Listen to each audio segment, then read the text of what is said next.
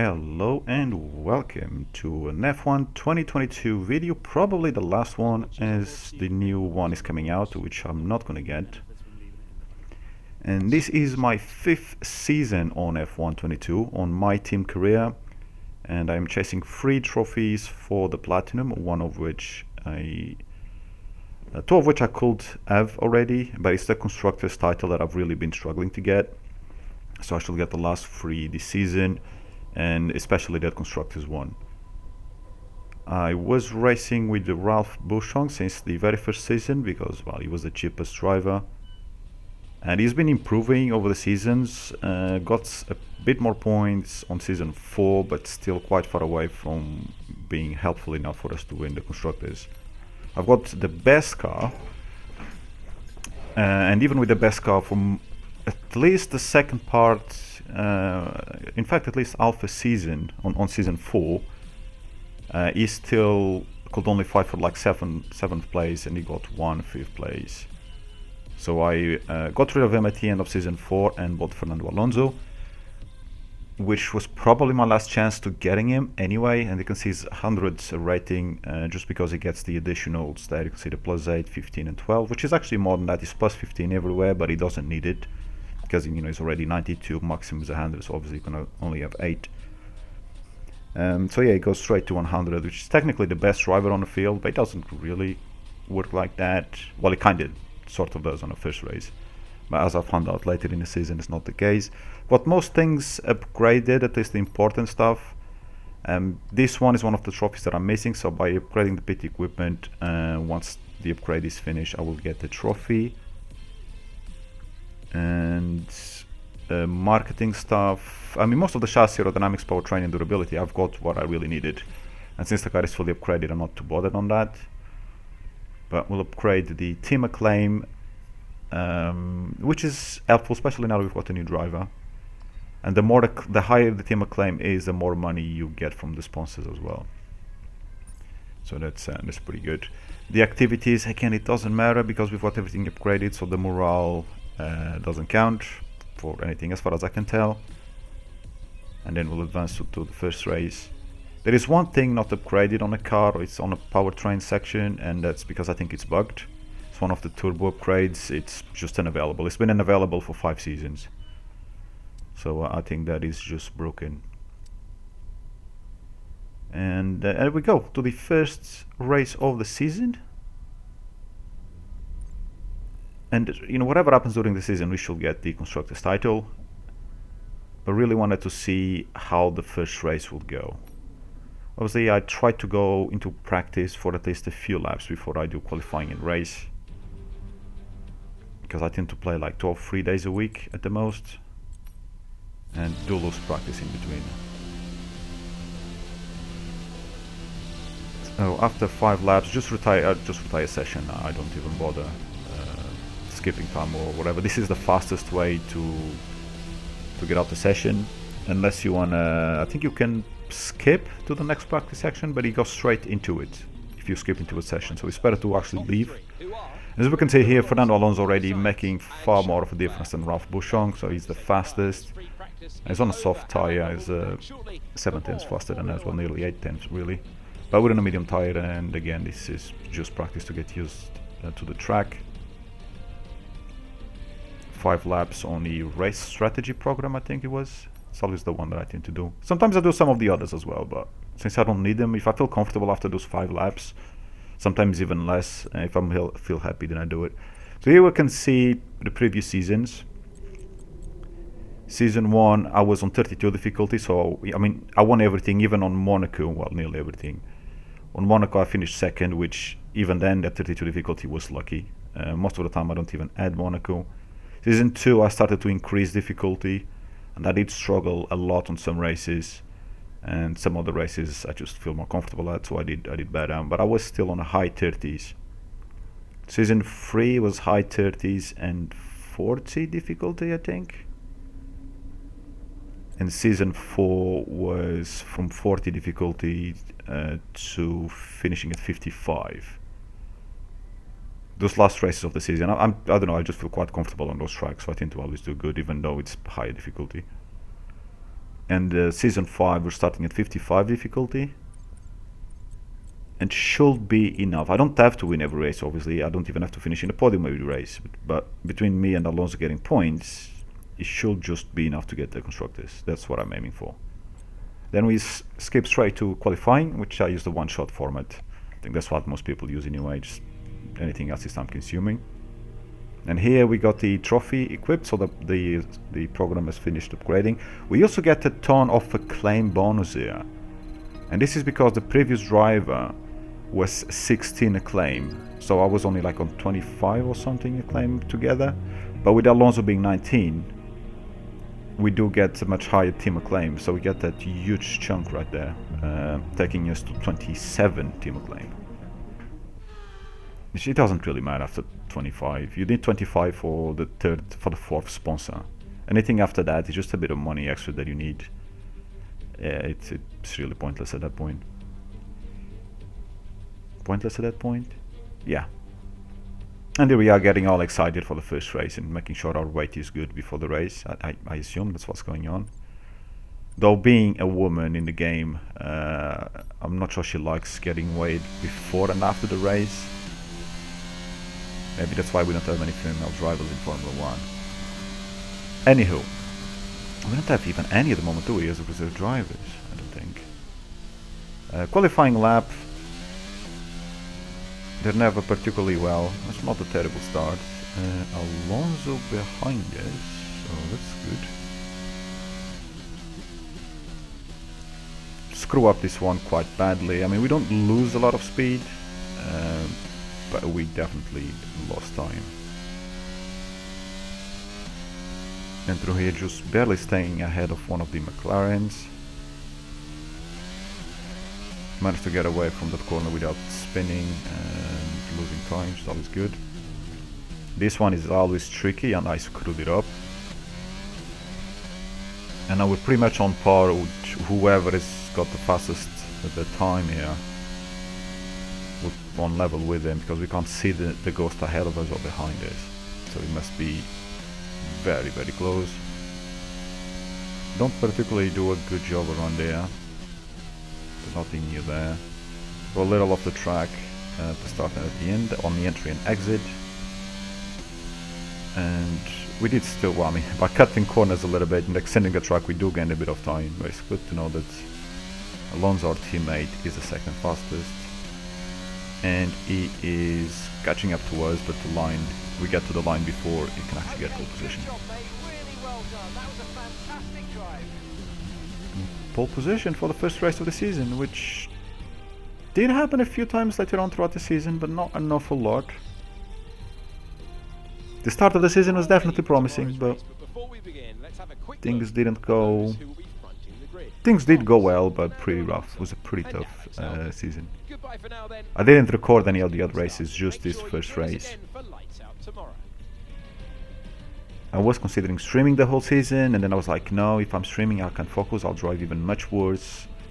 I decided against it.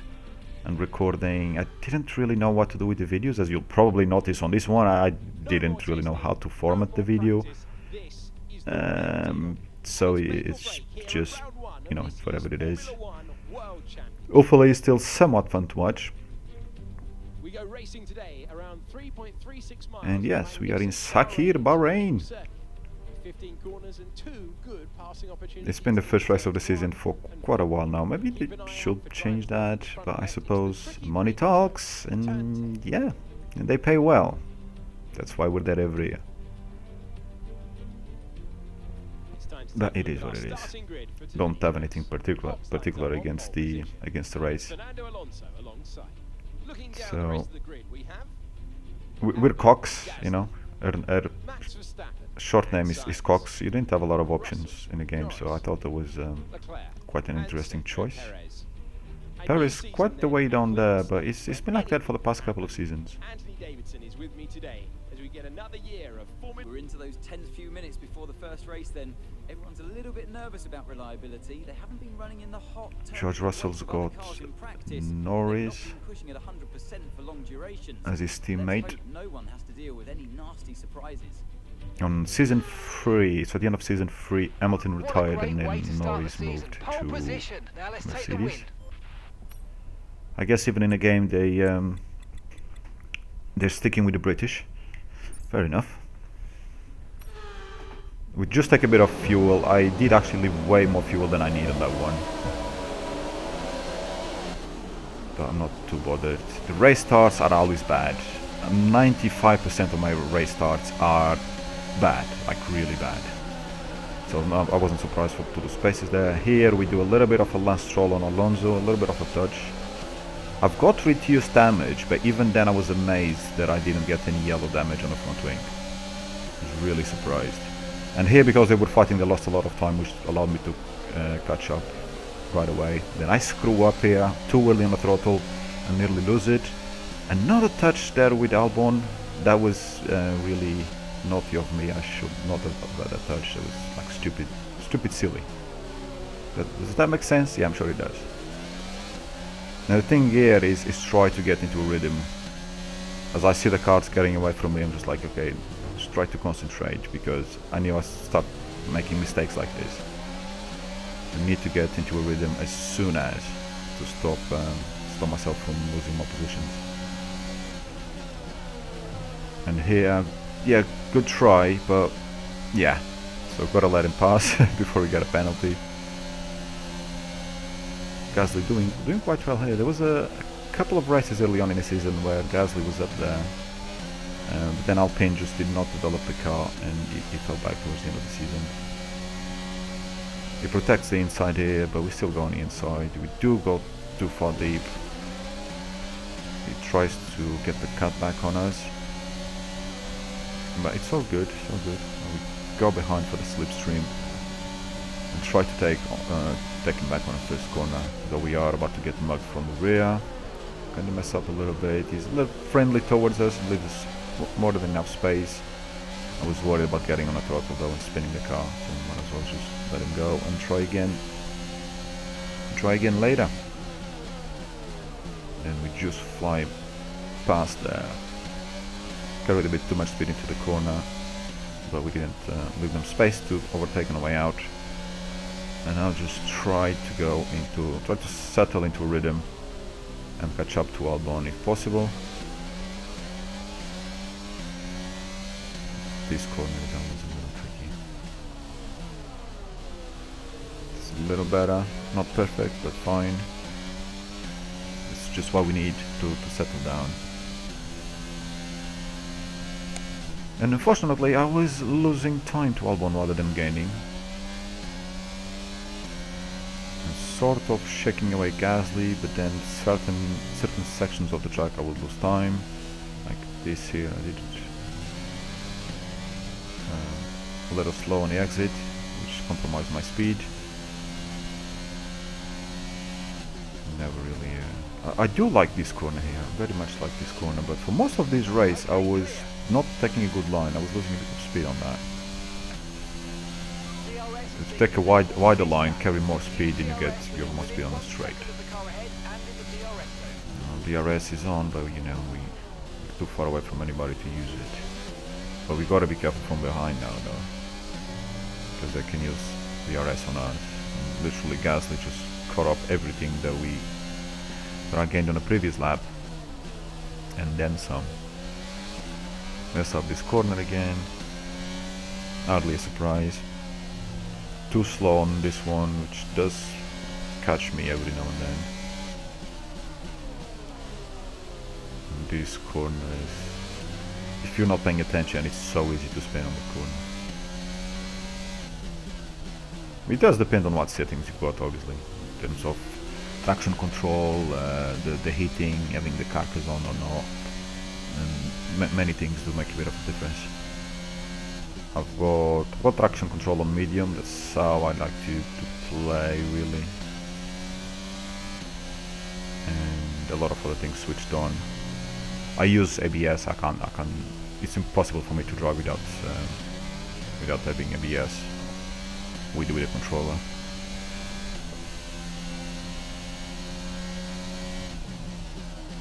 And not really getting away from Gasly, so kind of in limbo. We're not losing any more time to Albon, and not getting away from Gasly either. If anything, we're losing a bit to Albon. Mess up this corner again.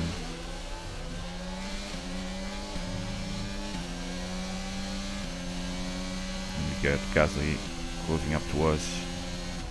Just normal after the straight, but screwing up the first corner does not do me any favors. Okay, gap to the car ahead is 2.5 seconds. Yeah, 2.5 seconds. Not fantastic, is it? We pull away from Gasly a little bit here. I'm surprised Russell isn't making a move on Gasly. I mean, there's a little queue there behind, they're all following each other, but they all have DRS of each other. Oh well. It's the AI, kinda hard to predict what they're gonna do.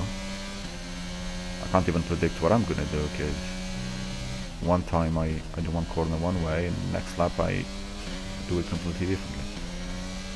But here I did do a nice, decent enough corners in a row.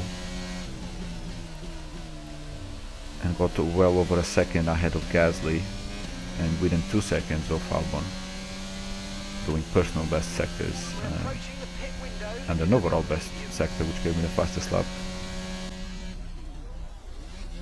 Then this is pretty much where I was for a while. Losing a bit here, gaining a bit there, not actually getting anywhere, and then as the tire wear starts to take place, it just gets harder and harder to do cleaner laps, and you can't push as much because you don't have the tire. So the AI loses performance as well because of the tire. But it didn't look like I was going to get anywhere until the pit stops really.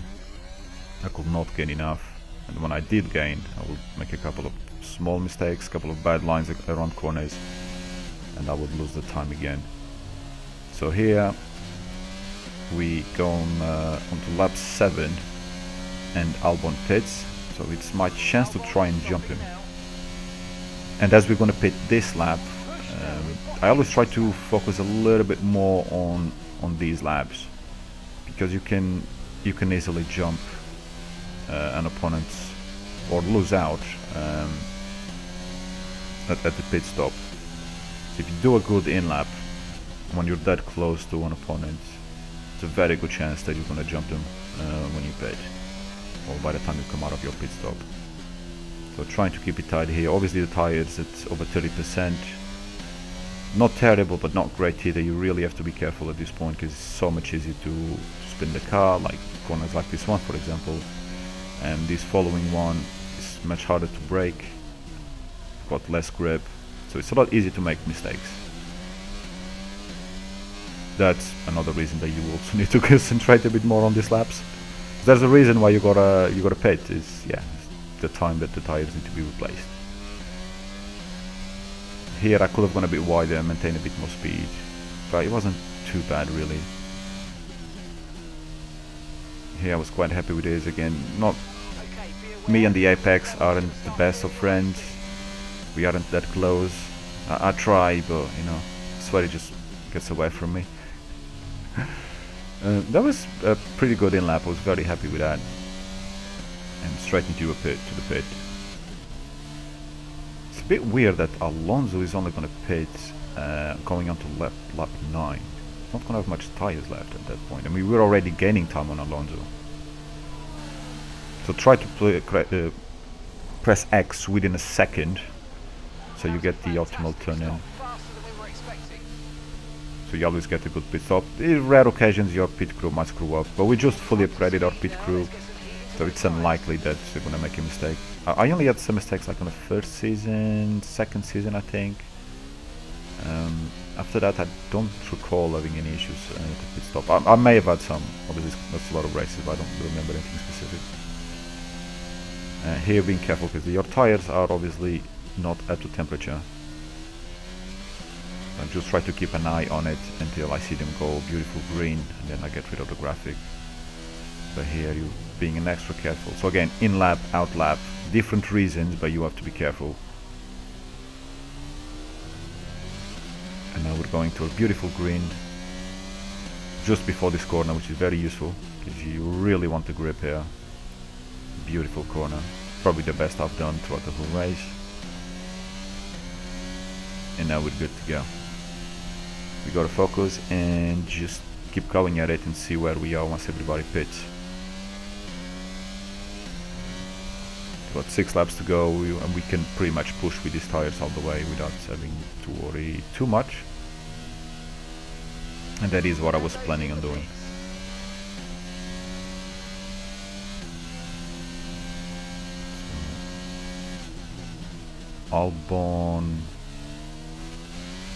Albon behind us. So we gained 2 seconds on Albon, thanks to he was ahead of us before the pits, and then he came out of the pits over 2 seconds behind us. Although he is catching time on us now. And Alonso there just came out of the pits. We gained a good chunk of time on him. I mean, we could barely see him on screen before the pit stops, and now he's there. We'll see how we do on our tyre, because they were not necessarily faster than me, or I was slower than them on a soft tyre. And the gap behind us is 1.9 seconds. And we're losing time to Albon, which is not great. He was faster than us on the earlier part of the race. I hope I have a bit of an edge on the medium tyre.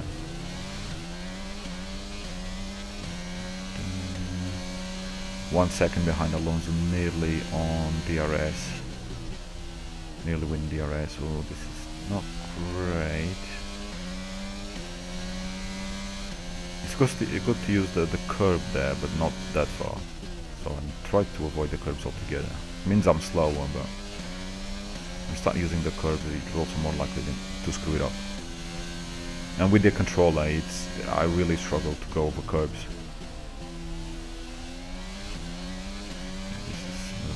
We are within DRS, so at least we're not going to lose any time on a straight, even if we don't gain anything. Well, we kind of lost a 10th briefly, but we got it back.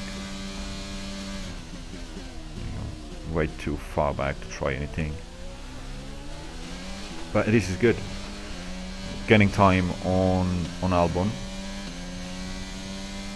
Messed up that corner there. We have DRS in this area as well.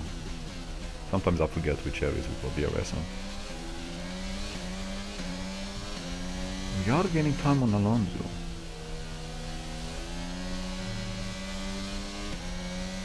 Which is great. Again, I don't care to win the race. Whether I win the race, he wins the race, doesn't matter. We just need the points, because I need that constructor's title. I need the trophy. Well, I don't need it. You know, I want it. You see the point. Because then I will give him the platinum trophy as well.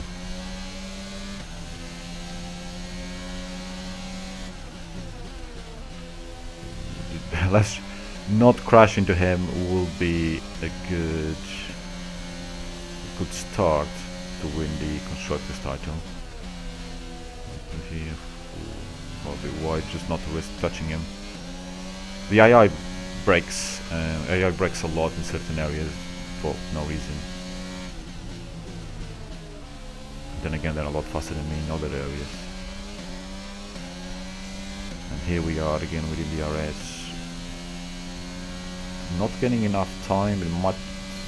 I think I still tried lunge. Did I? Yep. Huge lunge. Thankfully, Alonso did not want to crash, so we get to go through.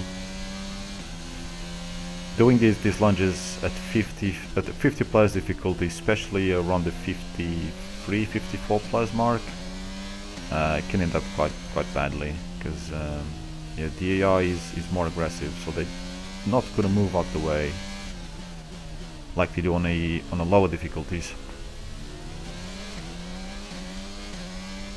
I already pulled a second on Alonso. Hope he doesn't have a problem. He didn't have a problem. No, he didn't. I'm losing my memory. The issue is, could I pull away. Get to 1 second. Or can we keep increasing that gap? Because 1 second, it's, yeah, last corner or this corner, that corner, you lose a little bit, and then you've got the DRS on, you know, within DRS, and you're right back together. Which, as it turned out, it's what happened here. There's Alonso right back behind me again, which will trigger his DRS here. So he gains time on us. He gains a lot of time on us on the DRS, but we did not gain anywhere near as much time on him when we were behind. Closest. See, the game has got a small issue on straight line speed for the AI, and this was complained about from the very release of the game. It has been bettered, it has been patched somewhat, but generally speaking the AI has got higher top speed than you for some reason. You got pretty much like perfect corners, which then it makes no sense. If you're doing like those perfect corners, then you should be on a much higher difficulty, but if you're on even higher difficulty, then okay, they don't have higher top speed, but they're even more perfect. You definitely feel it more, at least I did, on lower difficulties, because you're obviously on a lower difficulty because you don't feel, or you know, you can't beat high difficulties yet, and every time you get to a straight they're much faster than you. As you keep increasing difficulties and you keep getting better yourself, then you get better, and their straight line speed starts to become a little bit less of a problem because you're starting to have better corners. But on the lower difficulties it kind of makes no sense. They're trying to have the AI a bit easier, but it's only like easier around corners. On the straights it's like little changes. I'm probably not explaining that well, but it's a little weird that's like that. The difficulty should be changed all the way across, not just in a certain part of the car. And Alonso with the DRS going for the overtake there. I do want to fight because I don't want us to lose these points. I don't care, I win, he wins, that's fine. But I didn't really have to defend there because we had the second corner where I would be on the inside four, so I didn't have to worry about anything. And here again there was no need, and he's the one who lost a lot of time by trying to overtake and not having the space for it. He wasn't alongside me, I just took my normal racing line. Which is fun, because at no point, I mean, the only time I was that close with my teammate before was when I would have pitted and I would come across him, come behind him out of the pit stop, and Ralph Bouchon was still at his pit stop. That's the only time we will ever be seen on a racetrack together on the same piece of tarmac. So now, starting this season already, fighting for first and second should really get us a last trophy, and then I can move on to another game.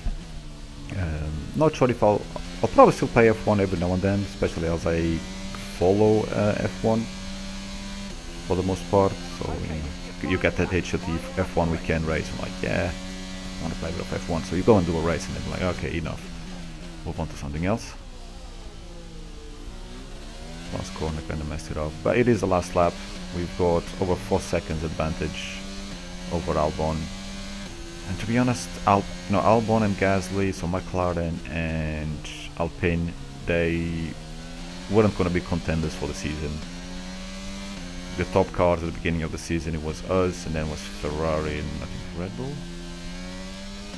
and they will be fully upgraded in a few races. While McLaren and Alpine, one of them might stay on the top. And on season 3, McLaren was for a few races the highest upgraded car, and here we messed this up completely. I decided to stay on the outside of the track while we accelerate, because it will be faster than to accelerate and safer over the curve. Yeah, very good result beginning of the season. Sainz there on 5th with the Ferrari. Ferrari is the one that always wins the Constructors' Championship. I think maybe Red Bull won it once over my 4 seasons. So it's actually good that we get a big jump on them on the very first race. we go for the last time across the last corner, and of course we do a little swinging.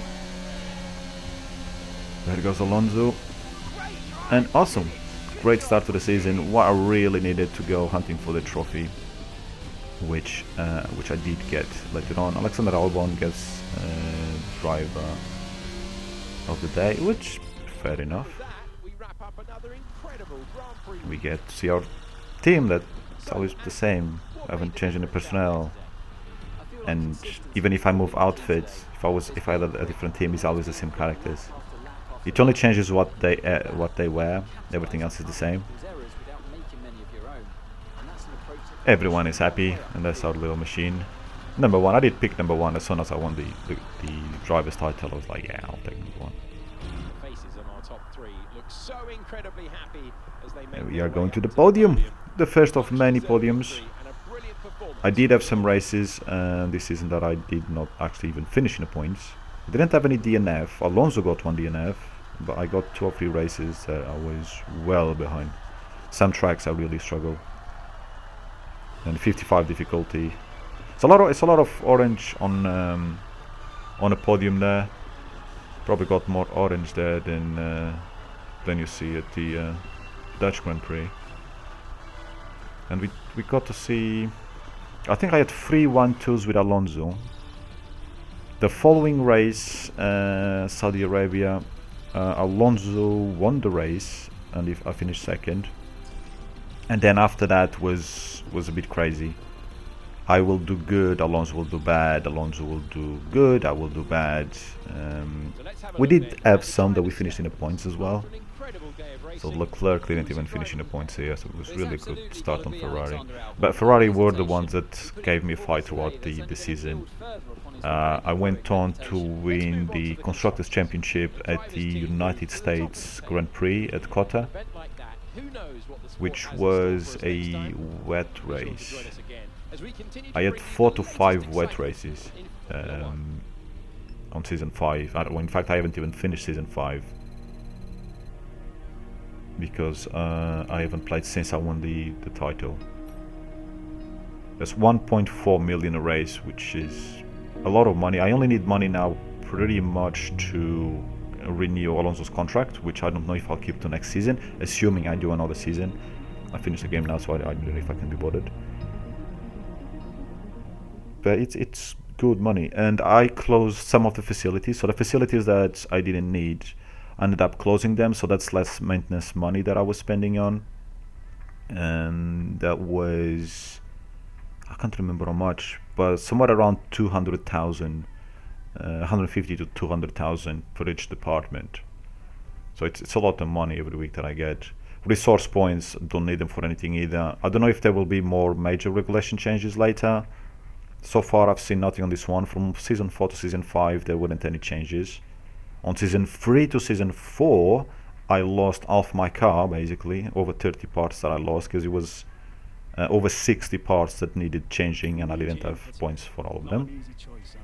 And the game here asks me for a comment, and throughout this season I refused, unless I took this one, but I believe, yeah, so I took Paris as the rivalry for the beginning of the season, and then after it, once that rivalry finished, I never chose anybody, I just chose no comment, because I just couldn't be bothered. It's another loading screen, basically, if you have a rivalry, and all I needed was to get the Constructors title.